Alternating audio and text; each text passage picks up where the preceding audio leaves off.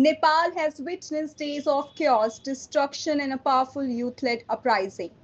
Now there are signs of cautious recovery. The Supreme Court, key banks, and several government institutions are preparing to reopen in phases after suffering heavy damage during the Gen Z led protests. The protests, which erupted over demands for transparency, accountability, and a new political order, quickly turned into some of the most intense demonstrations Nepal has seen in years.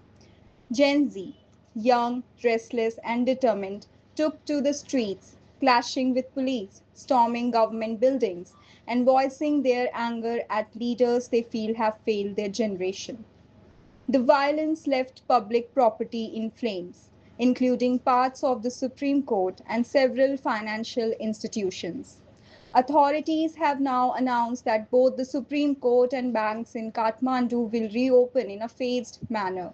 This step is seen as crucial not only for restoring legal and financial stability, but also for sending a message that the state is still functioning despite the unrest.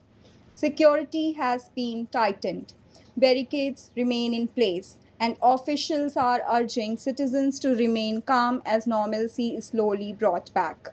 The decision to reopen is also being closely watched by Nepal's political players.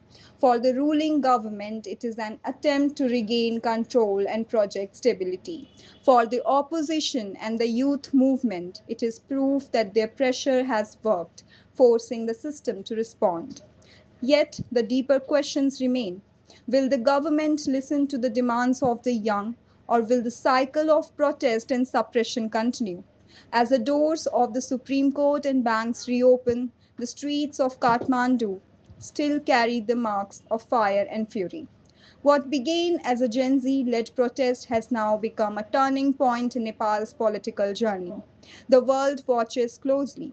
Will this be the start of healing or just a pause before the next storm?